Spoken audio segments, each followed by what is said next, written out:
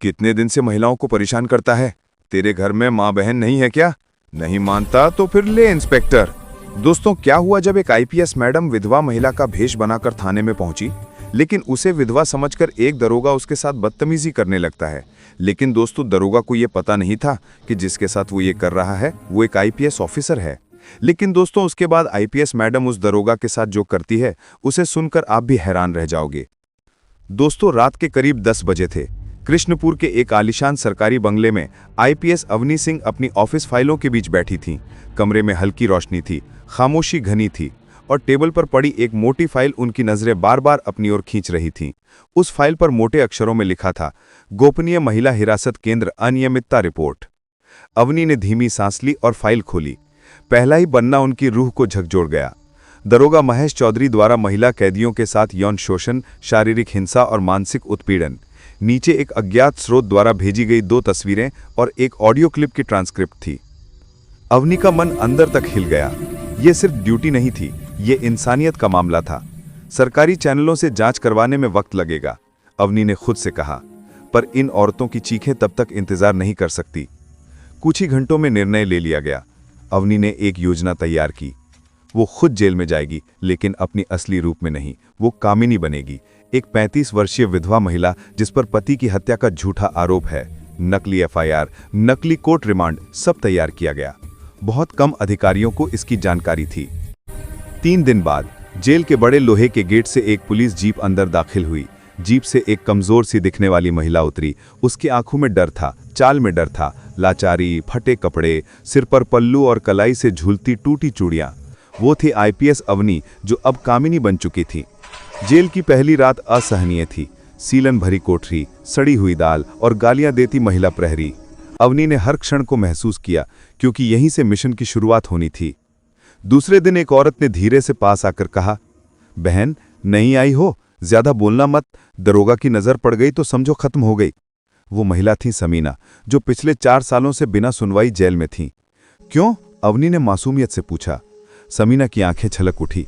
वो रात में औरतों को बुलाता है, जो नहीं जाती उसे पीटता है या खाने में कुछ मिला देता है। उस रात अवनी ने तय किया, अब हर दर्द को अपनी आंखों से देखेगी। उसने कोठरी की दरारों में एक छोटा कैमरा छुपा रखा था। उसकी वर्दी और असली पहचान जेल के बाहर ड्राइवर आलोक के पास सुरक्षित थी। तीसरी रात दरोगा महेश चौधरी पहली बार सामने आया। लंबा भारी शरीर, आंखों में वासना की आग और चेहरे पर सत्ता का घमंड। नहीं हो? उसने सवाल किया। नाम? कामिनी। आवाज इतनी धीमी थी कि शायद दीवारें भी ना सुन पाएं। दरोगा ने उसकी ठोड़ी पकड़कर चेहरा ऊपर किया और मुस्कुराया। अच्छा है, नई हवा आएगी जेल में। उसकी नजरें बता रही थीं कि जल्द ही वो कामिनी को भी उसी रास्ते पर ले जाएगा जिस पर कई औरतें टूट चुकी थीं। अवनी ने कैमरे की रिकॉर्डिंग चेक की। सब सही चल रहा था, लेकिन ये सिर्फ शुरुआत थी। उस रात कोठरी में नींद नहीं आई। चारों ओर से आती सिसकियों की गूंज और दिल में उबाल मारती क्रांति एक नई ऊर्जा पैदा कर रही थी। अवनी ने बंद मुट्ठी खोली और खुद से वादा किया, अब किसी की सिसकियां दबेंगी नहीं। अब दरिंदों के दिन गिने जा चुके हैं। जेल के गलियारों में उस रात अजीब सी खामोशी थी। हवा जैसे रुक गई हो, दीवारों में भी सिसकियां अटकी हों। अवनी, जो अब भी कामिनी के भेष में थी, कोठरी के कोने में बैठी अपनी सोच में डूबी थी। 3 दिन बीत चुके थे, लेकिन जिस भयावहता की कल्पना उसने की थी वो असलियत में और भी ज्यादा डरावनी थी। अचानक गेट खुला। 2 प्रहरी अंदर आए और बोले, 114 नंबर बाहर, चलो साहब ने बुलाया है। 114 नंबर, यही था कामिनी यानी अवनी का नंबर। अवनी ने भीतर से खुद को संभाला और बाहर निकल आई। उसे जेल के उस हिस्से में ले जाया गया जिसे आम कैदियों के लिए निषिद्ध माना जाता था। वहां था दरोगा महेश चौधरी का कमरा। एक आलीशान ऑफिस, दीवारों पर तस्वीरें, मेज पर रखी शराब की बोतल और एक कोने में आरामदायक सोफा। जेल के भीतर एक अलग ही दुनिया। आओ नई रानी, महेश ने कुर्सी पर बैठे बैठे कहा। नाम क्या बताया था? कामिनी। अच्छा नाम है, लेकिन अब तुम्हारा नाम वही होगा जो मैं बुलाना चाहूं। उसकी आंखों में वहशीपन था। अवनी ने नजरें नीची कर लीं, लेकिन भीतर ही भीतर उसकी नसें तन चुकी थीं। कैमरा अब भी चालू था। उसके घूंघट में छिपा हुआ माइक्रो कैमरा सब रिकॉर्ड कर रहा था। महेश ने आगे बढ़कर उसकी ओढ़नी खींचनी चाहिए, लेकिन तभी अवनी एक झटका देकर पीछे हट गई। डरती हो? जी, अवनी ने कांपती आवाज में कहा। महेश हंसा। अभी तो शुरुआत है कामिनी, यहां डरने की नहीं, आदत डालने की जरूरत होती है। उसने बेल बजाई। एक महिला प्रहरी अंदर आई। इसे वीआईपी बैरक में रखो, मेरी नजर के नीचे। अवनी को एक नई कोठरी में डाल दिया गया, थोड़ी बड़ी, थोड़ी साफ, लेकिन एक जाल की तरह जहां हर कोना दरोगा के निगाहों में था। रात के 2 और बजे थे। दरवाजा खुला। समीना चुपचाप अंदर आई। कामिनी बहन, रात में सावधान रहना, वो कभी भी आ सकता है। कहीं औरतें इसी कोठरी से टूटी हैं। अवनी की आंखें छलक उठी, लेकिन आवाज में दृढ़ता थी। तुम्हारी आवाज अब सिर्फ दीवारों से नहीं टकराएगी समीना, मैं वादा करती हूं। अगली 2 रातें दरिंदगी और डर की सीमाओं को पार करने वाली थीं। दरोगा ने कामिनी को अपने करीब लाने की हर कोशिश की, कभी मीठे बोल, कभी जबरदस्ती, कभी धमकी, लेकिन अवनी हर बार झुककर, डरकर, रोकर भी अपने लक्ष्य को और पास ले आती। उधर जेल के बाहर ड्राइवर आलोक हर दिन एक वकील के भेष में जेल के पास मंडराता, हर फुटेज को सुरक्षित करता, मीडिया और उच्च अधिकारियों से संपर्क बढ़ाता। और फिर चौथी रात आई, वो रात जब दरोगा ने साफ साफ कह दिया कि आज की रात तेरी परीक्षा की रात है, या तो मेरी होगी या फिर तेरा वजूद मिटा दूंगा। अवनी की कोठरी का दरवाजा खुला, लेकिन इस बार वो अकेली नहीं थी। उसके पास एक छोटी डिवाइस थी जो सिग्नल भेजकर आलोक को संकेत देती थी। जैसे ही दरोगा उसके पास पहुंचा और ज्यादती की कोशिश की, अवनी ने डिवाइस सक्रिय कर दी। जेल के बाहर खड़ी गाड़ी में आलोक अलर्ट हो गया। पुलिस कमिश्नर अजय राणा, महिला आयोग और 2 पत्रकारों को लेकर वो तुरंत रवाना हुआ। जेल की अंधेरी रात अब उजाले की आहट सुनने लगी थी। अवनी अब भी कामिनी के चेहरे में थी, लेकिन उसकी आंखों में क्रांति की आग साफ चमक रही थी। रात के 11 बजे दरोगा महेश चौधरी शराब के नशे में डूबा हुआ अपने कमरे से निकलकर सीधा उस वीआईपी कोठरी की ओर बढ़ा जहां कामिनी थी। उसके हाथ में शराब की बोतल, आंखों में हवस और जेब में एक चाबी थी। सुरेश ने दरवाजा खोला। आज कोई बहाना मत बनाना कामिनी, आज तू मेरी होगी, चाहे जोर से चीखना पड़े या चुपचाप मानना पड़े। अवनी ने डरते हुए 2 कदम पीछे खिसकते हुए कहा, मैं आपकी सेवा को तैयार हूं साहब, बस थोड़ी दया दिखाइए। महेश ने दरवाजा बंद किया। अंदर अब कोई तीसरा नहीं था। तभी अवनी ने धीरे से कमर के पीछे लगे बटन को दबाया। लाइव फीड चालू हो गया। ड्राइवर आलोक ने ठीक उसी वक्त वीडियो को ऑनलाइन शेयर करना शुरू कर दिया। महेश ने जैसे ही अवनी के करीब आने की कोशिश की, अवनी ने कहा, पहले आपकी सेवा करूं या वो बताऊं जो मैं जानती हूं। महेश ठठक गया। क्या मतलब? अवनी अब सीधी खड़ी हो गई। चेहरे से डर नहीं बल्कि आग झलक रही थी। मैं जानती हूं तुम इस जेल में सिर्फ वर्दी नहीं, एक पूरा रैकेट चलाते हो। तुमने समीना, फरीहा और कई औरतों को न सिर्फ शारीरिक बल्कि मानसिक गुलाम बनाया। तुम्हारे आदमी जेल में ड्रग्स पहुंचाते हैं, बाहर के गुंडों से पैसा लेते हो, औरतों को सप्लाई करते हो, और जो मुंह खोलती है उसकी लाश जेल के कुएं से मिलती है। महेश हंस पना। तू क्या करेगी? एक विधवा औरत तू किसे बताएगी? जिसे बताना था बता चुकी हूं, अभी तुम लाइव हो। तुम्हारी ये दरिंदगी, तुम्हारा सच पूरा देश देख रहा है। महेश के चेहरे का रंग उड़ गया। वो पीछे हटा, लेकिन तभी दरवाजा जोर से खुला। महिला आयोग की अधिकारी, कमिश्नर अजय राणा, पत्रकार और आलोक अंदर आ गए। दरोगा महेश चौधरी, आपको बलात्कार की कोशिश, महिला उत्पीड़न, जेल के अंदर गैर कानूनी गतिविधियां संचालित करने और कई गंभीर धाराओं में गिरफ्तार किया जाता है। महेश के पैरों तले से जमीन खिसक गई। महेश भागने की कोशिश करता है, लेकिन चारों तरफ से हथकड़ियां लेकर पुलिसकर्मी घेर लेते हैं। वही प्रहरी जो उसके इशारों पर काम करते थे, अब सिर झुकाए खड़े थे।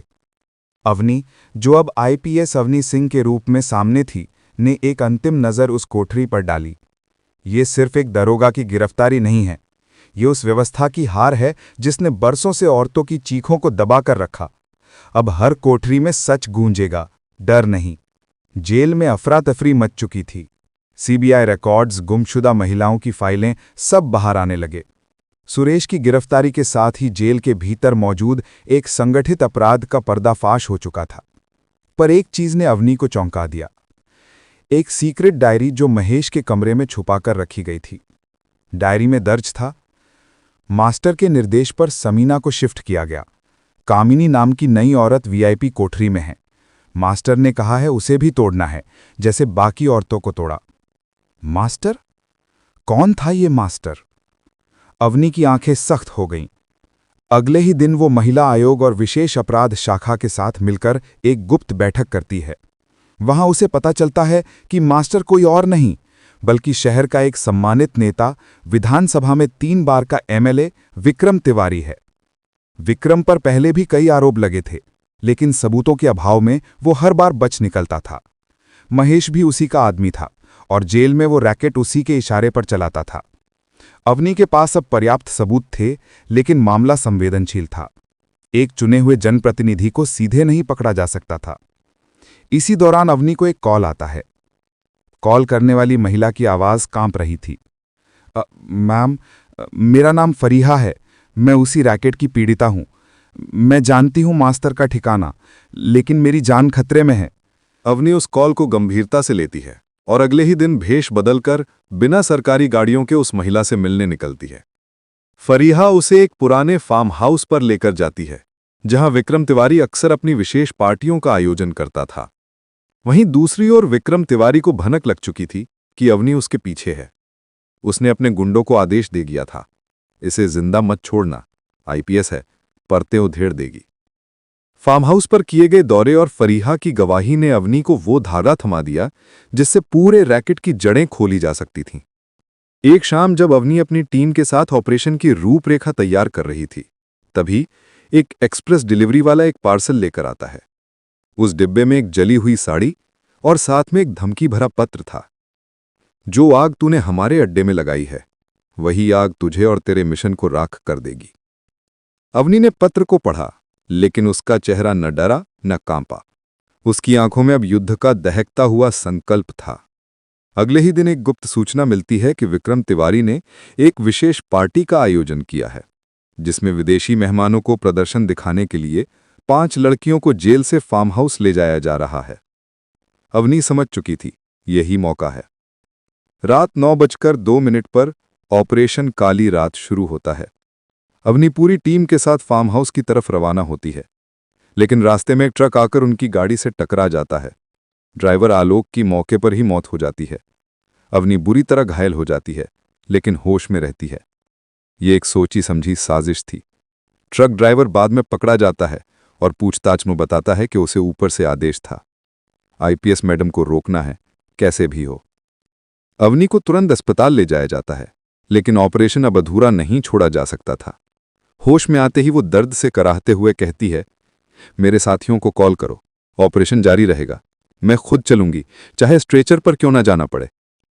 हॉस्पिटल से निकलते वक्त अवनी का चेहरा सफेद पट्टियों से ढका था, लेकिन उसकी आंखों में लौ थी। एसएटीएफ की टीम ने पूरा फार्म हाउस चारों तरफ से घेर लिया। अंदर पार्टी चल रही थी। विदेशी मेहमान, विक्रम, उसके गुंडे अनभिज्ञ थे। जैसे ही घड़ी ने रात के 12 बजे की घंटी बजाई, दरवाजे टूटे, गोलियां चली, चीख पुकार मच गई। विक्रम तिवारी को पीछे के दरवाजे से भागते वक्त गिरफ्तार कर लिया गया। वहां से 5 लड़कियां आजाद कराई गईं, जिनमें से एक समीना थी, जिसे पहले मरी हुई घोषित कर दिया गया था। ये सिर्फ एक छापा नहीं था, ये एक क्रांति थी। अवनी के संघर्ष ने यह दिखा दिया कि जब एक औरत न्याय के लिए उठती है तो सिस्टम की चूलें हिल जाती हैं। आईपीएस अवनी सिंह के ऑपरेशन काली रात की सफलता के बाद देश भर में तहलका मच गया। विक्रम की गिरफ्तारी के बाद न्यायालय में सुनवाई शुरू हुई। अवनी खुद कोर्ट में पेश हुई। उसने मजबूती से कहा, माननीय न्यायालय, मैं बताना चाहती हूं कि विक्रम जैसे अपराधियों को समाज में सम्मानित नेता के रूप में देखने की भूल